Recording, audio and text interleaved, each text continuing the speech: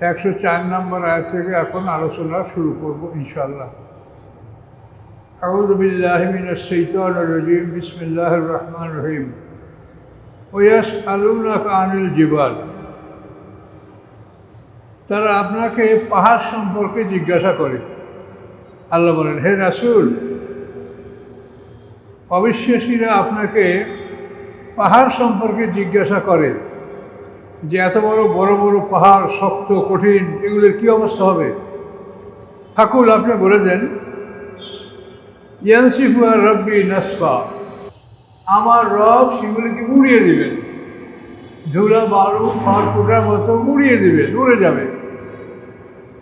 ফায়াজারু আকান সাফসাফা, এবং তিনি রাখবেন একটি মাঠ যেটা পরিষ্কার, কোনো গাছপালা পাহাড় কোনো কিছুই থাকবে না। আসলে মাঠে পরিষ্কার একটা মাঠ।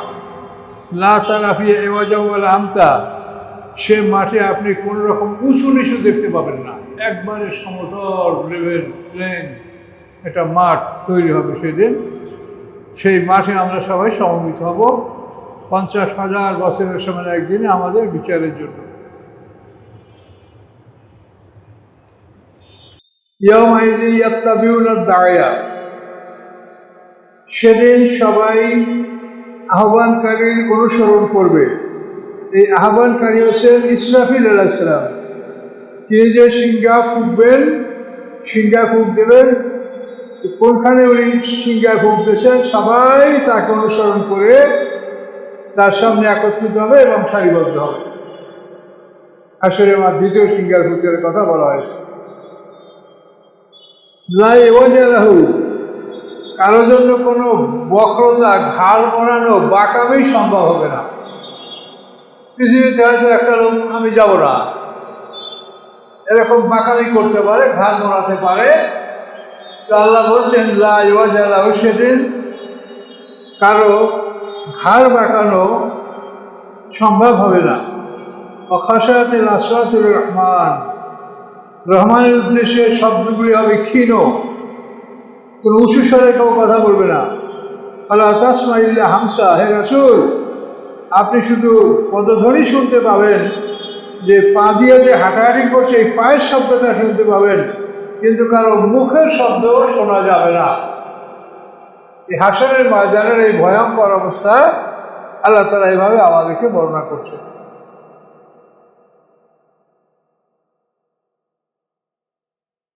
ইয়াউমাইযিন লা তানফাউ শাফাআতু ইল্লা মান আযিনার রহমান ওয়া রাদিয়া লাহু কাওলা, সেদিন কারো শাফাত কোনো উপকারে আসবে না ওই ব্যক্তি ছাড়া যাকে রহমান অনুমতি দান করবেন এবং যার কথায় তিনি সন্তুষ্ট থাকবেন। সেই ব্যক্তি ছাড়া অন্য কারো শাফাত কোনো কাজে আসবে না।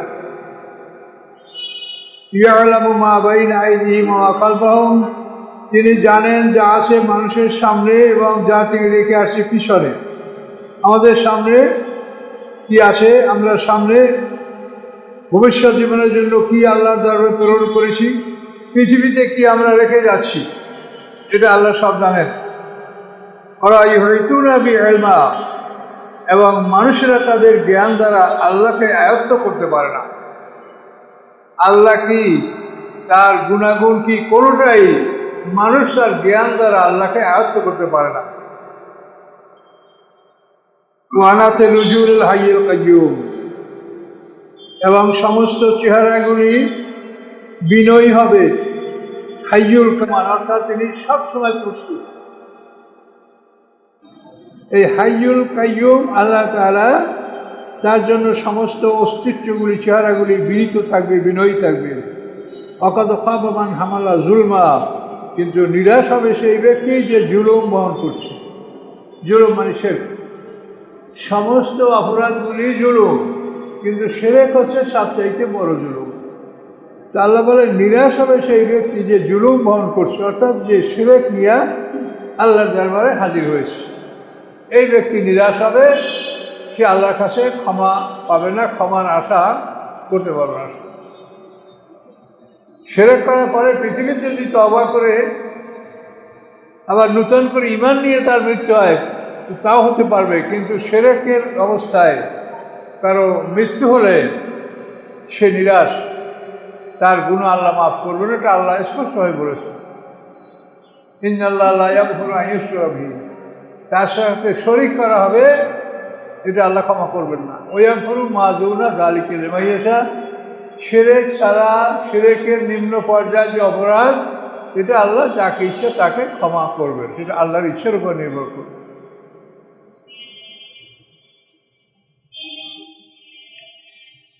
তো আমরা এই হাসরের ময়দানের এই মাঠ সম্পর্কে এখানে আমরা শুনতে পেলাম যে হাসরের ময়দানটা 50,000 বছরের সমান একদিন হবে, এবং একদিনে সকল মানুষের একই সঙ্গে বিচার হবে। সমস্ত মানুষের একই সঙ্গে বিচার হবে। মানব জীবন সম্বন্ধে আপনার একটু ধারণা দিচ্ছি।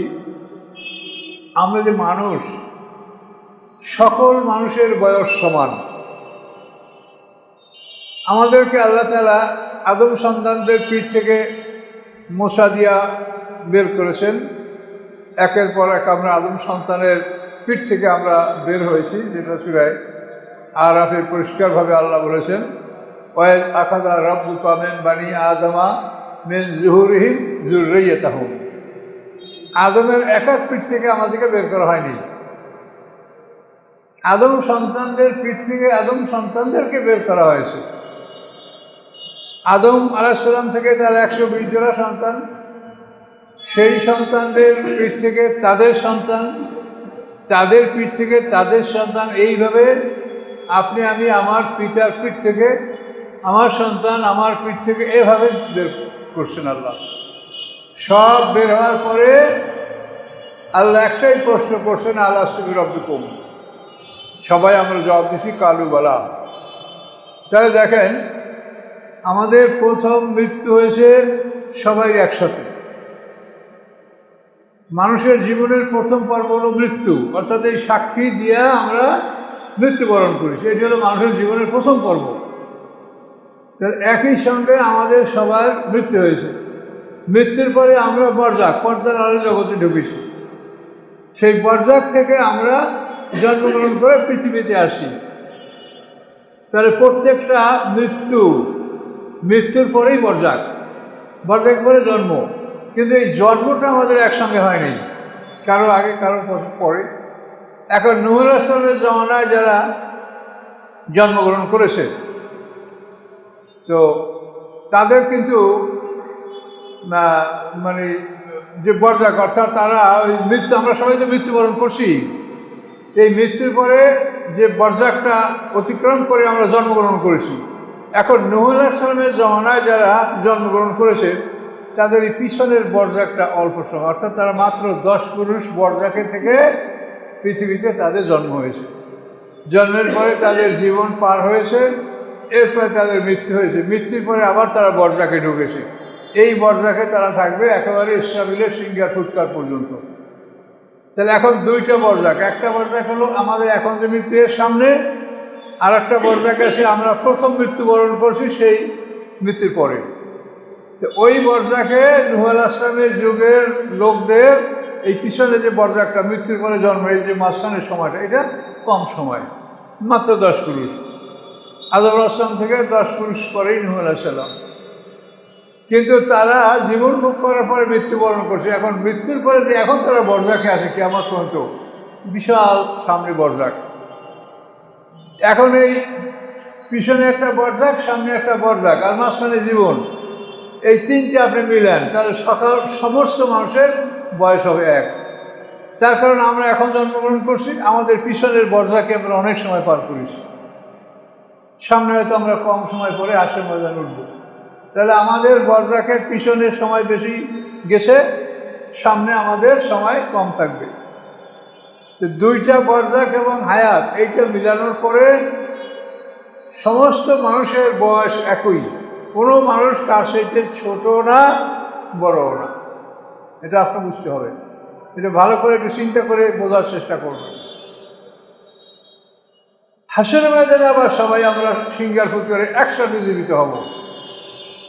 তো তাহলে প্রথম মৃত্যু হলো একসাথে, আবার হাসরের ময়দানে আমরা জীবিত হব সব একসাথে, সিঙ্গার ফুৎকার একসাথে জীবিত হওয়ার পরে হাসরের ময়দানে উঠবো। একই দিনে আমাদের সবাই বিচার হবে। বিচার পরে জান্নাত জাহান্নামের ফয়সালা হবে। এই ফয়সালা অনুযায়ী যার ভাগ্যে যেটা আছে সেখানে আমরা যাব এবং আমাদের জন্য চরম মানে দ্বিতীয় শেষ জীবন এটা আমরা উপভোগ করতে থাকবো। এইভাবে প্রত্যেকটা মানুষের দুইটা বরজাক, মাঝখানে হায়াত, এই তিনটা জিনিস যদি আপনি মিলান তখন দেখবেন যে আমরা সকলে সমবয়সী। বয়স কারো চাইতে কারো বয়স কম না বেশি না। এটা কিন্তু আপনার তাফসীর বোঝার জন্য এটা আপনার প্রয়োজন আছে।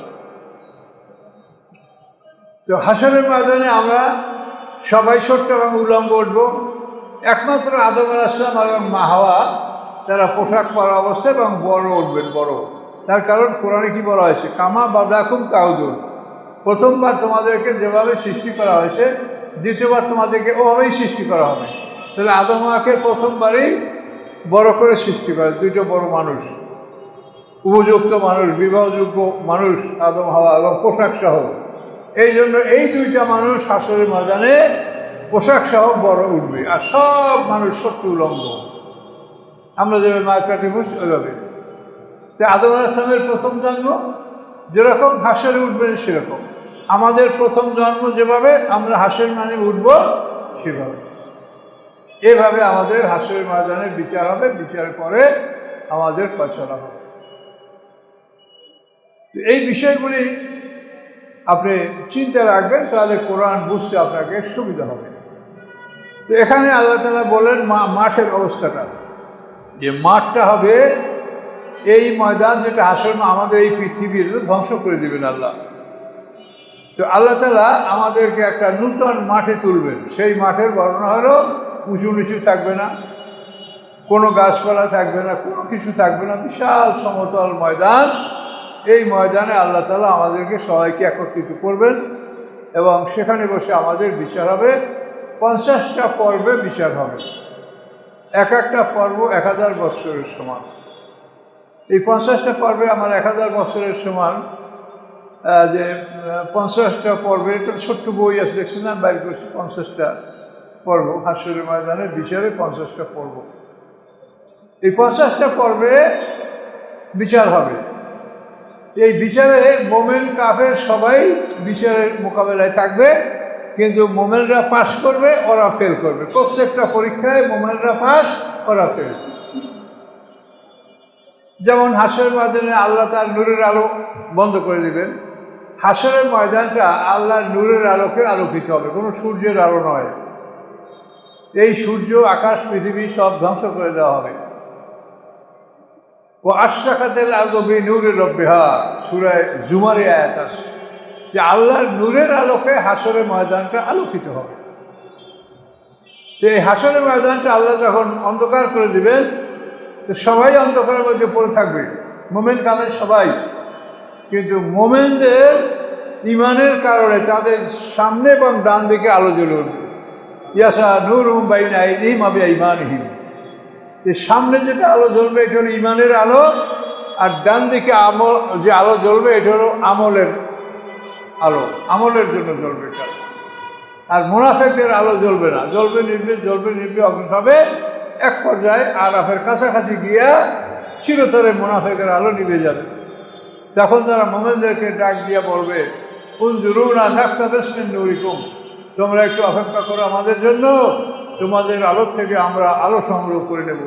তখন তাদেরকে একটা আওয়াজ শোনানো হবে ওই মাঠে, কিলার যেও আরাকুম, বলা হবে পিছনে ফিরে যাও, ফালতামিসু নূরা, পিছনে এই নূর, এই আলো অনুসন্ধান করো।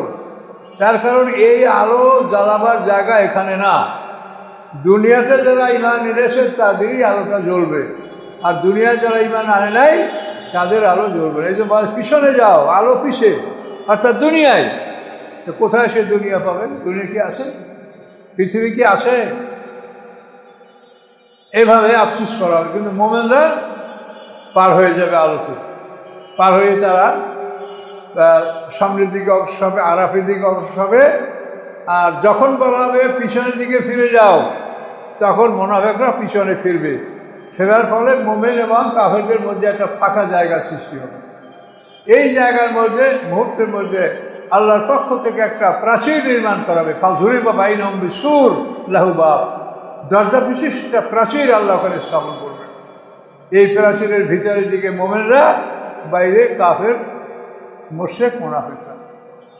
তাহলে দেখেন মোমেন আর মুশরিক একই জায়গায় ছিল, কিন্তু পরীক্ষায় কি হলো? ওরা ফেল, আমরা পাস। ওইভাবে যখন দেখেন মিনকুম ইল্লা ওয়ারিদুহা কানা আলা রাব্বিকা হাতমান মাকদিয়া, সমস্ত লোকই দোজখে ঢুকবে, কিন্তু সুম্মা নুনাজ্জিল্লাযিনা তাকাউ, ঢোকার পরে মোমেনদেরকে আল্লাহ তাআলা খুব সহজেই বের করে দিবেন। ওয়া নাযারু যালিমিনা ফিহা জিসিয়া, এবং জালেমরা নতজানু অবস্থায় পড়ে থাকবে সেখানে। এই পড়ে থাকার মানে এখানে শেষ না, তাদের আরও পরীক্ষা আছে, কিন্তু দেখানো হবে যে এই মোমেন যারা তারা বের হয়ে গেল, আর কাফেররা পড়ে থাকলো, এরা ফেল, এরা পাস। এরপরে আবার তাদেরকে আবার বের করে আবার অন্য পরীক্ষার সামনে নেওয়া হবে। এইভাবে একে একে 50টা পরীক্ষা হবে, এবং 50টা পরীক্ষার পরে পরে সর্বশেষ পরীক্ষা হলো আমলনামা হাতে এসে পড়া। বিচারের মাঠে আল্লাহর সামনে বিচারের জন্য আমাদেরকে যে ফেরেশতারা উপস্থিত করবে, তখনই আমলনামা গলার থেকে খুলে ফেরেশতারা হাতে নেবে। এই আমলনামা আর আমাদের গলায় থাকবে না। এটা একটা শেষ পর্ব, যে বিচার সমাপ্তির পরে আমলনামার জন্য অতারা কুল্লা উম্মাতিন জাসিয়া, সূরা জাসিয়ার মধ্যে আছে। আল্লাহ বলেন যে আপনি দেখতে পাবেন সমস্ত উম্মত নত জানু অবস্থায় বসা আছে, মুমিনরাও কাফেররাও, কুল্লা উম্মা, অতারা কুল্লা উম্মাতিন জাসিয়া, সমস্ত উম্মত নত জানু অবস্থায় বসা থাকবে। এর মধ্যে আমলনামাগুলি উড়ে উড়ে এসে মোমেনদের ডান হাতে পড়বে, কাফেরদের বাম হাতে পড়বে। এই আমলনামা হাতে পাওয়ার পরে আর সামনে কিছু নাই। এরপরে মোমেনদেরকে আল্লাহ তাআলা দলে দলে জান্নাতে প্রবেশের জন্য মোমেনদের দায়িত্বে রিদওয়ান গ্রুপের ফেরেশতারা থাকবে, আর কাফেরদেরকে দলে দলে জাহান্নামে নিয়ে যাওয়ার জন্য জাবানিয়া গ্রুপের ফেরেশতা থাকবে। এইভাবে দুই দলকে তাদের ঠিকানায় পৌঁছিয়ে দেওয়া হবে। তাহলে এই আমলনামা পাওয়ার পরে কিন্তু তারা এই পৃথক। এর আগে দুই দলই একই জায়গায় একই পরীক্ষার সম্মুখীন হয়েছে। মোমেনরা পাশ করেছে, ওরা ফেল করেছে। এই ভয়াবহ চিত্রগুলি সবই কোরআনের মধ্যে আছে। এগুলি কোরআন থেকে আপনারা শুনবেন, গ্রহণ করবেন, সন্দেহের ঊর্ধ্বে থাকবেন।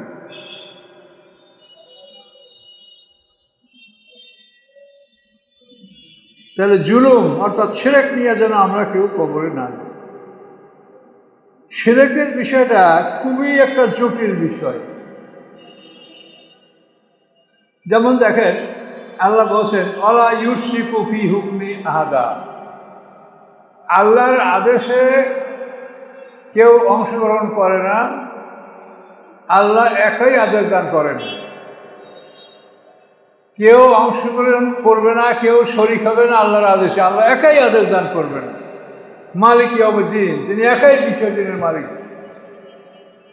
কিন্তু আমরা যদি মনে করি যে মুনকার নাকির ফেরেশতাও আদেশ জারি করবে, এটা শিরক হবে। তার কারণ মুনকার নাকিরের নাম কোরআনে নাই। কাজে এই জন্য এই বিষয়গুলি এতই গভীর, এগুলো আমরা বুঝতাম না। আমিও আমার জীবনের প্রথম জীবনে মুনকার নাকির আসে, কবর আযাব আসে, এরকম কথা আমিও বলেছি। কিন্তু গবেষণা করার পরে প্রমাণ হয়েছে যে এই কথাগুলো ঠিক না। তার কারণ কোরআন এই ব্যাপারে স্পষ্ট বিবরণ আসে। কোরআনে আল্লাহ কি বলেছেন? ফিরআউন সম্প্রদায় সম্পর্কে আল্লাহ কি বলেছেন? ধ্বংসের পরে আন-নারু ইউরাজুনা আলাইহা গুদুওয়ান ওয়া আশিয়া। না, এটা হলো নূহ আলাইহিস সালাম সম্পর্কে বলে। নূহ আলাইহিস সালাম যে সকাল সন্ধ্যায় ফিরআউন আজ কিন্তু আল্লাহ ফেরাউনা আসাদ্দিল আজাব, আসাদ্দাল আজাব। হ্যাঁ, সামনে ফেরাউনের কথা বলা আছে যে আন্নার ইউরাজুন আলিয়া গুদুম আসিয়া।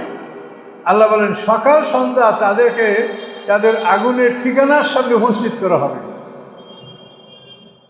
এটা সকাল সন্ধ্যা।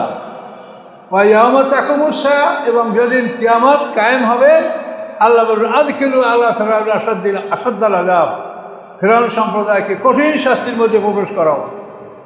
তাহলে কঠিন শাস্তির মধ্যে প্রবেশ করার আদেশটা হবে যেদিন কিয়ামত কায়েম হবে। কিন্তু আমরা আজকে এই যে এক জাল হাদিসের মাধ্যমে কবরই একেবারে কঠিন শাস্তি, পাঁজর ভাঙ্গি এক পাঁজের মধ্যে আর ঝুঁকে গেল, পিটানের সুরে মাটির সাথে মানুষ মিশে গেল, হ্যাঁ এত জোরে চিৎকার করলো, সারা দুনিয়ায় জিন ইনসান সারা সবাই শুনতে পাইল, এইসব জাল হাদিস। তার কারণ কোরআনে যেটা স্পষ্ট বলা আছে, ওয়াইয়াউমা তাকুমুস সাআত, কিয়ামত কায়েম হলে আপনার কঠিন শাস্তি হবে। কোরআনে যে শাস্তির কথা বলা আছে এর চাইতে কঠিন শাস্তি পৃথিবীর কোথাও কেউ বর্ণনা করতে পারে না। আপনারা সেইগুলো বলেন, কোরআনে তো সব কঠিন শাস্তির কথা বলা আছে, কিন্তু কবরে তো নাই। কবর শব্দটা কোরআনের 7 বার 7টা আয়াত আসছে, কোথাও কবরের শাস্তির কথা নাই। মৃত্যুর সময় মানুষকে পিটিয়ে পিটিয়ে জান কবজ করবে, এটাও কোরআনে আছে। তারপরে জান কবজ করা ফেরেশতা নাজিয়াত আর নাশেতাত, কাফেরের জান কবজ করে নাজিয়াত মানে জোরে টেনে খিচে তাদের জান কবজ করা হবে, এগুলো কোরআনে আছে। তো কোরআনে যেভাবে আছে ঠিক আল্লাহ রসুলের হাদিসে ওইভাবে। আল্লাহ রসুল হাদিসে এটাই বলেছেন, ইন্না ইযা আহাদাকুম মাতা, নিশ্চয়ই তোমাদের কেউ যখন মৃত্যুবরণ করে, মৃত্যুবরণ করার পরে কি হয়, ওরে যে আলাইয়া মাকাদহু বেল গাদাতে লাশি, আল্লাহ রসুল বলেন তার ঠিকানা সকাল সন্ধ্যা তাকে দেখানো হয়। ইনকানা মিনাল জান্নাতি ফামিনাল জান্নাত, যদি সে জান্নাতি হয় তার জান্নাতেই ঠিকানা দেখা হয়। অনকানা মিনাল নারে ফামিনাল নার, সে যদি আগুনের অধিবাসী হয় তাহলে তাকে আগুনের ঠিকানা দেখানো হয় এবং বলা হয় হাজা মাকাদুকা, এটা তোমার ঠিকানা। হাত্তা আদখালাকাল্লাহু ফিহি ইয়াউমাল কিয়ামা, কিয়ামতের দিন বিচার করে তোমাকে এই ঠিকানায় আল্লাহ পৌঁছিয়ে দিবেন। এখন দেখেন কোরআনের আয়াত রাসূলের হাদিস দুটোই স্পষ্ট পরিষ্কার। এইগুলো আমরা না বলে আমরা কবরেই যেটার প্রমাণ নাই এবং যেটা বললে কোরআনের খেলাফ হয়ে যাচ্ছে সেগুলো আমরা আবিষ্কার করে বলছি। কবর একটা ট্রাইব্যুনাল আর মুনকার নাকির ট্রাইব্যুনালের জজ, কি কোথায় পাইছেন আপনারা? কোরআনে কোরআনে যা আছে শেষ করতে বলাই আছে। শাস্তি তো আপনারা যা কবরে বলেন তার চাইতে বড় শাস্তির কথা কোরআনে বলা আছে। সারাবিল মিন কাতরান, জাহান্নামীদের জামা হবে আল কাতরা জামা। এটা কি ভয়ঙ্কর কথা। লাইসা লাহুম তুআমুন ইল্লা মিন দরি, দড়ি ছাড়া তাদের কোনো খাবার নেই। দড়ি হলো কাঁটাওয়ালা বৃক্ষ, মানে সম্পূর্ণ কাঁটা, ভয়ঙ্কর কাঁটা। এই কাঁটাগুলি তাদেরকে খাইতে দেওয়া হবে। ইন্না সাধারণত জাকুম, এই ক্যাকটাস গাছ, বিষাক্ত ফণিমনসা, এটা খাইতে দেওয়া হবে। গরম পানি পান করা হবে, পুষ পান করা, তিনাতুল খাবার, এই সব কিছুই তো কোরআনে বলা আছে। ইউসাব্বু মিন ফাওকি রাসিল হামিম, মাথার উপরে গরম পানি ঢালা হবে, তার প্রভাবে তার নাড়িভুড়ি গলে যাবে, চামড়া গলে যাবে, এগুলো সব তো কোরআনে আছে। ইউসকা বিমাইন শাদীদ, তাকে পুষ পান করানো হবে। ইয়াতাজাররুহু, যেটা খুব কষ্ট করে করে সে গিলবে, এতে সব কোরআনে বলা আছে। তারপরে এগুলি বলতে পারেন না আপনারা কবরে যেটা নাই সেটা আপনারা বলছেন। আল্লাহর সাথে আর একজন বিচারক আপনারা খাড়া করছেন, যে শিরক হবে। আল্লাহ একাই বিচারক, আল্লাহ ইউসুফি হুকমি হাদা, তার আদেশে তিনি কাউকে অংশীদার রাখেন না। আল্লাহ আল্লাহুল খালকুল আমরু, তোমরা জেনে রাখো সৃষ্টি তার, আদেশ তার, আল্লাহর সাথে আর কেউ আদেশদাতা নাই। কেন এগুলো আমরা এগুলো মানে এমনভাবে মানুষকে বোঝানো হয়েছে যে এগুলি মানুষকে যদি বলা হয় তাহলে আমাদেরকে তারা গালি দেয় যে ওই মানে না, হাদিস মানে না, অমুক কথা মানে না। আমরা অবশ্যই হাদিস মানি, আপনারাও মানবেন, কিন্তু সেটা রাসূলের কথা কিনা সেটা দেখেন। আমি যে আগে হাদিসটা বললাম এটা তো বোখারি মুসলিম দুটোর মধ্যেই আছে, যে আল্লাহ রসুল বলেছেন যে মানুষকে সকাল সন্ধ্যা তার ঠিকানা দেখানো হয়। কোরআনেও আল্লাহ বললেন যে ফেরাউন সম্প্রদায়কে তাদের ঠিকানা সকাল বিকাল দেখানো হয়। এইটা তো কোরআনের কথা এবং হাদিসের কথা, ওগুলি তো না, ওগুলি তো আমাদের শিরক। কাজে এই জন্য এটা আলেম ওলামারা যদি এদিকে মনোযোগ না দেন তা আমরা পারবো না। আমরা শুধু আমাদের দায়িত্ব বলা, এটা আমরা বলে গেলাম যে আপনারা এভাবে নিজেরা ভুল মতে আসেন, অন্যদেরকেও ভুল মতে নিয়ে যাবেন, এটা আপনার ঠিক হবে না। এগুলো গবেষণা করেন, তাহলে দেখবেন যে এই কথাগুলো সত্য প্রমাণিত হচ্ছে। তো এই হাসরের ময়দান সম্পর্কে এখানে আল্লাহ কথা বললেন, এবং এখানে একটা কথা বললেন এই যে শাফাত আল্লাহর অনুমতি ছাড়া কারো সাফাত কোনো কাজে আসবে না। কিন্তু আমরা দুনিয়াতেই সাফাতকারী নির্ধারণ করে রেখেছি, আমার পীর সাহেব আমার সাফাত করবে, পীর সাহেবের সাফাতে আমি ভেসে চলে যাব। কিন্তু পীর সাহেব যে কোথায় যাবে তার কোনো ঠিকানা কি আমাদের কাছে আছে? কেউ জানি যে আমার পীর সাহেব কোথায় যাবে?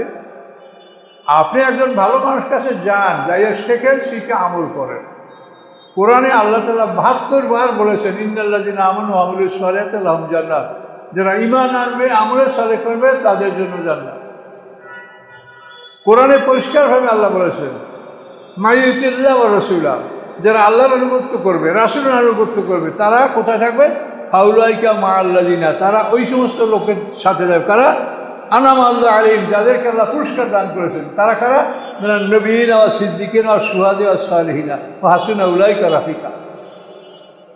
আল্লাহ আতিউল্লাহ রাসূল, মাইয়ুতিল্লাহ ওয়া রাসূল, আল্লাহ এবং রাসূলের আনুগত্য যারা করবে তারা নবীন, সিদ্দিকিন, শুহাদা, সালিহিনদের সাথে থাকবে। আল্লাহ এবং আল্লাহর রাসূলের আনুগত্য করলে আপনি তাদের সাথে স্থান পাবেন, কিন্তু তাদের আনুগত্য করতে তো আল্লাহ বলে নাই। তাদের আনুগত্য করতে বলে নাই। যদি তাদের আনুগত্য করা হয় তাহলে পৃথিবীতে শত শত দল হবে।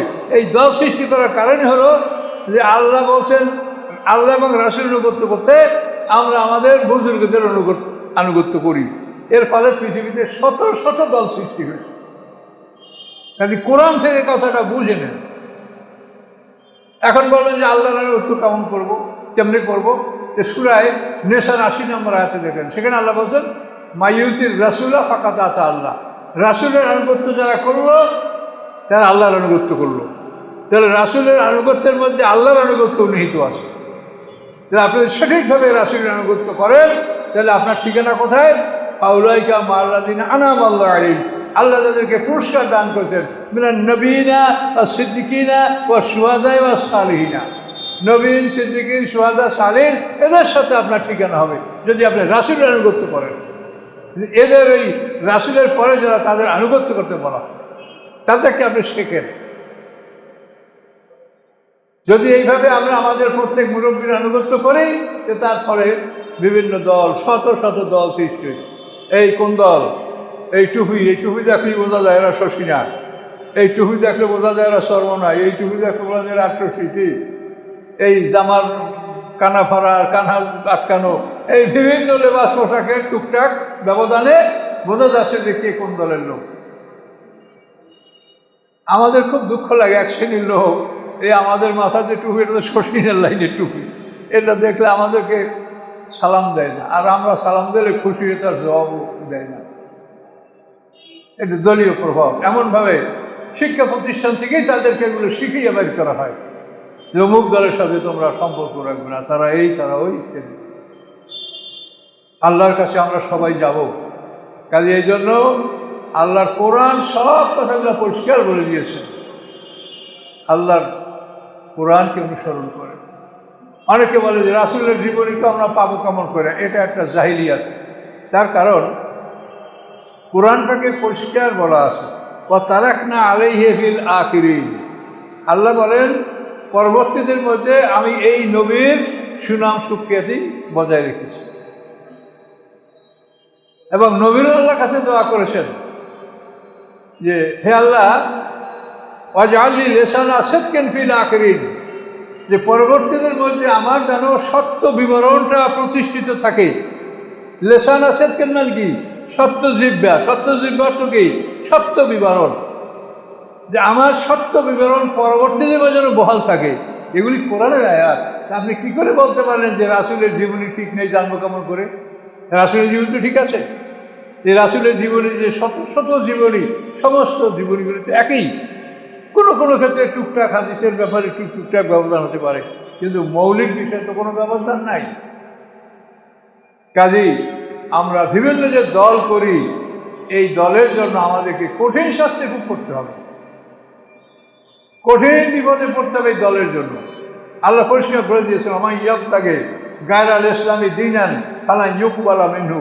ইসলাম ছাড়া অন্য কোনো কিছুকে কেউ যদি দিন হিসাবে গ্রহণ করে, তার থেকে তা গ্রহণ করা হবে না। গ্রহণ করা হবে কি? ইন্না দীন ইনদাল্লাহিল ইসলাম। আল্লাহর কাছে মনোনীত ধর্ম, জীবন বিধান হচ্ছে আল ইসলাম। মা কানা ইব্রাহিম ইহুদিয়্যান ওয়ালা নাসরানিয়্যা ওয়ালাকিন কানা হানিফাম মুসলিমা। ইব্রাহিম আলাইহিস সালাম ইহুদিও ছিলেন না, খ্রিস্টানও ছিলেন না, তিনি ছিলেন একনিষ্ঠ খাঁটি মুসলমান। আর আমরা সেই মিল্লাতে ইব্রাহিম, আমাদেরকে কোরআনে বলেছে মিল্লাতে আবিকুম ইব্রাহিম, তোমাদের ধর্মীয় নেতা হলো ইব্রাহিম আলাইহিস সালাম, হুয়া সাম্মাকুমুল মুসলিমিন, সে তোমাদের নাম রেখেছে আত্মসমর্পণকারী একদল মুসলিম। এগুলি সব কোরআনে বলার পরেও আমরা বিভিন্ন দল মত করে আমরা আজকে মুসলমানরা পৃথিবীতে খণ্ড বিখণ্ড কী হয়ে গেছে দেখেন, যে সারা পৃথিবীতে মুসলমানদের কোনোভাবেই মুসলমানদের অস্তিত্ব থাকছে না। আমরা এই দলের কারণে আমরা ধ্বংস হয়ে যাচ্ছি। এই জন্য কোরআন আমাদের মাঝে আছে, এই কোরআনে সব কিছু বলা আছে। কাজে এই বিষয়গুলি আপনারা কোরআন থেকে বোঝার চেষ্টা করেন। কে গ্রহণ করলো কি না করলো সে দায়িত্ব আপনার আমার না, দায়িত্ব হলো শুধু প্রচার করা।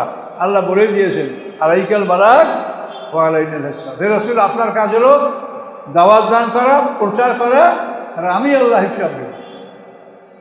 এই জন্য আপনারা শেখেন, সব কথা কোরআনে আসে। এখন আমরা আবার একটু সামনে আলোচনা করি। আমাইয়ামাল মিনাস সালিহাতি হুয়া মুমিনুন, যে ব্যক্তি ভালো কাজ করে অথচ সে মোমেনও, বিশ্বাসীও, বিশ্বাসী না হয়েও অনেকে ভালো কাজ করতে পারে না। এই যে হিন্দুরা, এই দেশে যখন হিন্দুদের জমিদারি প্রভাব ছিল 47-এর আগে পাকিস্তানে, তখন এই দেশের যত উন্নয়নমূলক ভালো ভালো কাজ, বড় বড় দেখেন college, Prafulla Chandra college, Brajamohan college, Ashwini Kumar টান, আমাদের বরিশালের কথা আমি বলছি। এবারে সব হিন্দুদের বড় বড় অবদান, রাস্তাঘাট, বিশ্ববিদ্যালয়, কলেজ, এগুলো করছে না তারা। তো আল্লাহ বলেন যে ভালো কাজ করে কিন্তু সে মোমেন হইতে হবে। মোমেন না হয়ে যদি আপনি ভালো কাজ করেন, এটার ফল আপনি পরকালে পাবেন না। দুনিয়াতে আপনাকে আল্লাহ দিয়ে দিবে, পরকালে আপনি পাবেন না। তো আমাইয়ামাল সালিহাতি হুয়া মোমেন, যে ভালো কাজ করে অথচ ইমানদার বিশ্বাসী, ফালা ইয়াখাফু যুলমান ওয়ালা হাজমা, সে ভয় করবে না কোনো জুলুমের। জুলুম মানে তার উপরে পুরোপুরি জুলুম করা হবে না, ওয়ালা হাজমা, এবং তার উপরে আংশিক জুলুমও করা হবে না। দুটো অর্থেই জুলুম, কিন্তু জুলমা মানে পুরো জুলুম, আর হাজমা মানে আংশিক জুলুম। কোনোভাবেই তার উপরে জুলুম করা হবে না, পুরোপুরি জুলুমও নয়, আংশিক জুলুমও নয়। ওয়াকাযালিকা আনজালনাহু কোরআনান আরাবিয়্যা, এভাবেই আমি এই কোরআন আরবি ভাষায় নাযিল করেছি। সাররাফনা ফীহি মিনাল ওয়াঈদ, এবং বর্ণনা করেছি তার মধ্যে ওয়াঈদগুলি। ওয়াঈদ মানে শাস্তির প্রতিশ্রুতিগুলি, কৃষি শাস্তি আমি তাদেরকে দেব। লাহুম মিন জাহান্নামা মিহাদ ওয়া মিন ফাওকিহিম গাওয়াশ, তাদের বিছনাটা হবে আগুনের বিছনা, উপরের ঢাকনাটা হবে আগুনের আবরণ। আপনারা এগুলো বলতে পারেন না, আপনারা কবর এগুলো বানাই বলছেন যেগুলো কোরআনে নাই। আল্লাহ তাআলা একটা মানুষের জীবনের সব বিষয় পরিষ্কার করে বলেছেন, কিন্তু মৃত্যু থেকে মানে বরজাক, এই বরজাকে যে আমরা হাসরের ময়দান পর্যন্ত যে আমরা এই মাঝখানের সময়টায়, আল্লাহ তো কোরআনে শুধু অতটুকুই বলছে যে সকাল সন্ধ্যা তাদেরকে ঠিকানা দেখানো হবে, আর আল্লাহ রাসূলও তাই বলেছে। তো এইখানে আপনারা মারাত্মক খবরগুলো কোথার থেকে বলেন? এগুলো কি ঠিক কোরআনের খেলাফ? ওয়াকাযালিকা আনজালনাহু কোরআনান আরাবিয়্যা ওয়া সাররাফনা ফীহি মিনাল ওয়াঈদ, এবং আমি বর্ণনা করেছি এর মধ্যে সমস্ত শাস্তির প্রতিশ্রুতিগুলি। লাআল্লাহুম ইয়াত্তাকুন, যাতে তারা সাবধান হতে পারে। আও ইউহদিসু লাহুম যিকরা, অথবা তাদের জন্য কোনো উপদেশ সৃষ্টি হতে পারে। ফাতাআল্লাহুল মালিকুল হক, উন্নত মহিমাময় আল্লাহ তাআলা মালিকুল হক, তিনি প্রকৃত মালিক, তিনি একমাত্র প্রকৃত মালিক। আমরা মালিক না, আমরা তো ছেড়ে চলে যাব, একের পর এক আমরা চলে যাব। আমার দাদার আব্বা বাড়িতে যে আমরা ছিলাম, আমার একটু মনে পড়ে, বিশাল বিশাল নারকেল গাছগুলি ছিল। আমাদের বয়সে সেগুলি শেষ হয়ে গেছে। এরপর দাদার আমলের নারকেল গাছ, সেগুলোও শেষ হয়ে গেছে। এখন আমাদের আমলের গাছগুলি আছে। এইভাবেই তো পৃথিবীর সবাই, আপনার আমার বাপ দাদার ঐতিহ্য স্মৃতি, যারা এই বিশাল বাড়িঘরের মালিক ছিল, বিশাল সম্পত্তির মালিক ছিল, কে কোথায় গেছে? কাজে এই জন্য আমরা কেউ প্রকৃত মালিক নই। আল্লাহ বলেন, আল্লাহ সমুন্নত সম্মানের মালিক এবং মালিকুল হক, প্রকৃত মালিক হচ্ছেন তিনি। ওয়ালা তা'জাল বিল কোরআন মিন ক্বাবলি আন ইউকযা ইলাইকা ওয়াহয়ু। আল্লাহ রাসূলকে সতর্ক করেছেন কোরআনের ব্যাপারে আপনি ব্যস্ত হবেন না সম্পূর্ণ ওহী নাযিল হওয়ার পূর্বে। অর্থাৎ কোরআন জিবরিল আমিন যখন আল্লাহ রসুলকে পড়ে শোনাতেন, তো জিবরিল আমিনের পাঠ শেষ হওয়ার আগেই জিবরিল আমিনের সাথে সাথে আল্লাহ রসুল পড়তে শুরু করতেন, যাতে আমি ভুলে না যাই। কিন্তু আল্লাহ মানা করছে যে না, জিবরিল আমিন পড়বে, তখন আপনি মনোযোগ সহকারে শুনবেন, বুঝবেন যে কী বলেছে। পড়া শেষ হইলে তারপর আপনি পড়েন, আপনার ভয় নাই, হারিয়ে যাবে না। ইন্না আলাইনা জামাহু ওয়া কোরআনা। আল্লাহ আমার দায়িত্ব জামাহু মানে কোরআনকে আপনার সিনায় মানে ইনগ্রেভ করে দেওয়া, সিনার মধ্যে বসিয়ে দেওয়া এবং বর্ণনা করে দেওয়া। আল্লাহ বলছে আমার দায়িত্ব, আপনি তাড়াহুড়ো করবেন না। এখানেও সেই কথা বলছে ওয়াকুর রব্বি জিদনি ইলমা, এবং আপনি বলুন হে আল্লাহ আমার ইলম বাড়িয়ে দেন। রব্বি জিদনি ইলমা, আল্লাহ বলছেন যে আপনি বলেন রব্বি, হে আমার রব বাড়িয়ে দেন আমার জ্ঞান। এটা আপনারা সবাই করবেন, ছেলে মেয়েদেরকে শিখাই দেবেন। এই কোরআনের সরাসরি দোয়া। আল্লাহ বলছেন রাসূলকে রব্বি জিদনি ইলমা। ওয়ালাকাদ আহিদনা ইলা আদামা মিন ক্বাবলু ফানাসিয়া। আল্লাহ বলেন আমি ইতিপূর্বে আদমের থেকে প্রতিশ্রুতি নিয়েছিলাম, কিন্তু সে সেটা ভুলে গেছে। আদমকে যে আল্লাহ বলেছিলেন যে ওয়ালা তাকরাবা হাযিহি শাজারাতা, এই গাছের কাছে তোমরা দুজন এই গাছের কাছে যাবে না, নিষিদ্ধ বৃক্ষ। আল্লাহ বলেন আমি বলেছি, কিন্তু ফানাসিয়া, এই আমার কথাগুলি আদম ভুলে গেছে। হ্যাঁ, ওয়ালাম নাজিদ লাহু আজমা, আমি তার মধ্যে পাইনি এই দৃঢ়তা। অর্থাৎ এই কাজ করার তার ইচ্ছে ছিল না যে আমি এটা করব। শরীয়তের যে বিধান, এটা দুইটা ভাগ আছে, আজিমত এবং রুখসত। আজিমত হলো অবশ্য পালনীয়, রুখসত হলো আপনি করলে সব আছে, না করলে গুনাহ নাই। এই দুই ধরন, মানে আমাদের ফরজ এটা হলো আজিমত, করতেই হবে। আর রুখসত হলো এর পিছনে আগে বলে যে সুন্নাতগুলো করে, এগুলো রুখসত। তো এখন আদমের মধ্যে এরকম সংকল্প ছিল না যে আমি এটা খাবো, খাইয়ে দেখবো কেমন লাগে, বরং সে কী করছে, জিনিসটা ভুলে গেছে, মনে নাই। আল্লাহ তাআলা আদম আলাইহিস সালাম মা হাওয়াকে জান্নাতে নিয়ে যাওয়ার পরে একেবারে পরিষ্কার দেয়, ইন্না হাযা আদুবুল্লাহ ওয়া জাওজাকা, এই শয়তান তোমারও শত্রু, তোমার স্ত্রীরও শত্রু। ফালা ইখরিজান্নাকুমা মিনাল জান্নাতি ফাতাশকা, সে যদি তোমাদেরকে জান্নাত থেকে বহিষ্কার করতে পারে, তাহলে তোমাদেরকে পৃথিবীতে একটা শ্রমময় জীবন যাপন করতে হবে, এখানের মতো আরামে আর থাকতে পারবে না। কিন্তু সেই শয়তান আদম আলাইহিস সালামকে এমনভাবে বুঝালো, মা হাওয়াকে এমনভাবে বুঝালো, হ্যাঁ, শয়তান বুঝালো যে দেখো আমি তোমাদের অনেক আগের সৃষ্টি, আমার অনেক জ্ঞান আছে, আমি অনেক কিছু জানি, তোমাদেরকে এখানে রাখা হবে না, তোমাদেরকে এখানে বেড়াতে আনা হয়েছে, কিছুদিন পরে তোমাদেরকে আবার পাঠিয়ে দেওয়া হবে।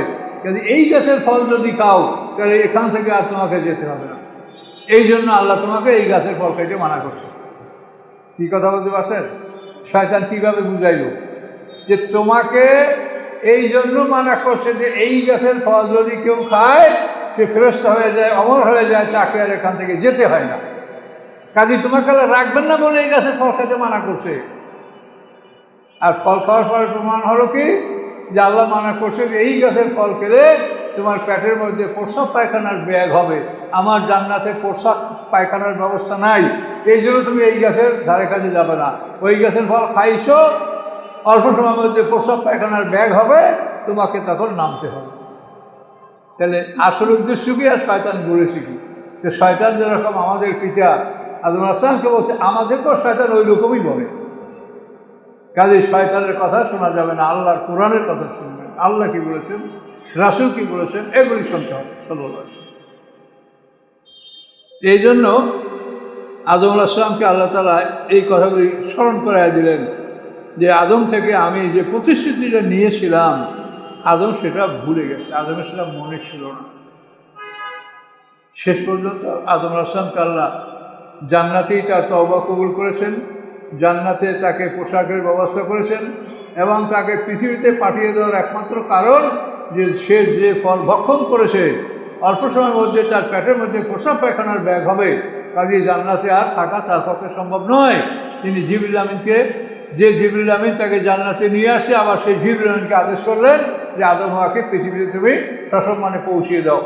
তখন জিবরিল আমিন এই দুজনকে আবার পৃথিবীতে নিয়ে আসেন এবং আল্লাহর হুকুমে জান্নাত থেকে পর্যাপ্ত পরিমাণে জান্নাতের ফলমূল হেভারসা গ্লান্স এই ফলমূল সাথে আল্লাহ দিয়ে দিয়েছেন এবং বলেছেন পৃথিবীর খাদ্য তৈরি করতে অনেক দেরি হবে, এই সময় পর্যন্ত আদম হাওয়া যেন অনাহারে না থাকে, এই জন্য তাদের এই খাদ্য তাদের সাথে রাখো এবং এই জান্নাতের খাদ্য কখনো নষ্ট হয় না, বাসি হবে না, কষ্টও না।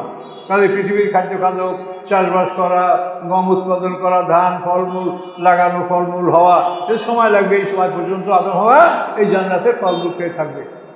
এটা হলো কোরআনের কথা। আর হাদিসে শুনবেন আদমকে ফলাইছে আল্লাহ তাআলা কোথায়? আরাফাতে, শ্রীলঙ্কায়। আর মা হাওয়াকে ফলাইছে জেদ্দায়। এরপর 350 বছর পরে দুজনের সাথে দেখা হয়েছে। এ কথা কি অদ্ভুত কথা, এটা বলেন। এটা কীরকম কথা? মানুষের তো একটা বিবেক আছে। যেখানে পৃথিবীতে এই দুইটা মানুষ ছাড়া আর কোনো মানুষ নাই, সেখানে একজন নারীকে আল্লাহ তাআলা একটা জায়গায় ফেলে রাখছে, সে কী খাবে? কি সেখানে কোনো হোটেল আসে না, দোকান আসে না, মানুষ আসে না, কি আছে? কীভাবে একটা নারীকে এভাবে আল্লাহ তাআলা করতে পারে? আল্লাহ তাআলার বৈশিষ্ট্য কি তাই? তিনি বলছেন ওমান হবে জল্লামিনের আবিদ, আমি আমার বান্দার প্রতি বন্ধু মাত্র জুলুম করি না। সেই আল্লাহ কি মা হাওয়াকে একাকে ফেলে রাখছে জেদ্দায় 300 বছর? এগুলি আমাদেরকে এমনভাবে বিশ্বাস করানো হয়েছে যে এগুলি মানুষ বিশ্বাস করছে। কাজে এই জন্য কোরআনকে নিয়ে গবেষণা করতে হবে। আগে কোরআন পড়েন, কোরআন থেকে কোনো জিনিস যদি আপনার বুঝতে অসম্পূর্ণ থাকে, বাকি থাকে, সেটা আপনি হাদিস থেকে সাহায্য নেবেন, কিন্তু আগেই আপনি হাদিস থেকে শুরু করবেন না, তাহলে আপনি সঠিক পথ পাবেন না। কাজে এই বিষয়গুলো শুধু আমরা এই রুকু শেষ সেখানেই রাখি। আমরা 115 রুকু। তো আদম আলাইহিস সালামের জীবন সম্পর্কে সূরা বাকারার তাফসীর আমাদের আছে ইউটিউবে বা তাফসীরে, এগুলো ভালো করে দেখবেন, সেখানে অনেক কথা আছে।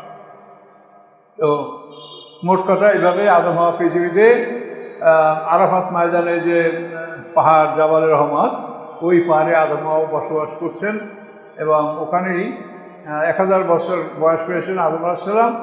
আর মা হাওয়া আদম আলাইহিস সালামের 1 বছর পরে ইন্তেকাল করেছেন। এভাবে আদম হাওয়া, এইভাবেই তাদের ইতিবৃত্তি। আদম আলাইহিস সালামকে কাবাঘরের সামনে যে পাহাড় আছে আবু কুবাইস পাহাড়, মানে ছাপা মারা তো আপনারা ছাই করছেন, এই ছাপা পাহাড়ের পিছনে পাহাড়টা হলো আবু কুবাইস পাহাড়। তো ওই পাহাড়ের মাগারাতুল কুনুজে আদম আলাইহিস সালামকে দাফন করা হয়েছিল। কিন্তু আদম আলাইহিস সালাম বলেছেন যে এমন একটা সময় আসবে যে এই মক্কা অঞ্চলে কোনো লোক থাকবে না, তোমরা সবাই চলে যাবে, তখন আমাকে একাকে রেখে তোমরা চলে যাবে না, আমার লাশ তোমরা সাথে করে নিয়ে যাবো। এই জন্য নূহ আলাইহিস সালামের পলাবনের সময় আদম আলাইহিস সালামের লাশকে নৌকায় তোলা হয়েছিল এবং এই লাশ পরে সিরিয়ায়, যেখানে নূহ আলাইহিস সালামের নৌকাটা থেমেছিল জুদি পাহাড়ে ইরাকের, তো ওখানে আদম আলাইহিস সালামকে নামানো হয়েছে এবং সিরিয়ার কোনো একটা জায়গায় তাকে দাফন করা হয়েছে। এই আদম আলাইহিস সালামের কবরটাতে কোন জায়গায় সেটা স্থান নির্ণয় করা যায় না, তবে আমরা তাফসীরে পেয়েছি যে ইব্রাহিম আলাইহিস সালামের বাড়িতে যখন 10 জন ফেরেশতা ছিল ইসহাক আলাইহিস সালামের সুসংবাদ দেওয়ার জন্য, এই ফেরেশতাদেরকে আগাইয়ে দেওয়ার জন্য ইব্রাহিম আলাইহিস সালাম বাড়ি থেকে বের হয়েছে উত্তর দিকে। সেই সময় ফেরেশতারা বলছে যে এইখানে আদম আলাইহিস সালামের কবর, আপনি সালাম করুন, ইব্রাহিম আলাইহিস সালামকে বলেছে। এর থেকে বোঝা যায় আদম আলাইহিস সালামের কবর সিরিয়ার কোনো জায়গায় আছে। আল্লাহ কবুল করুক।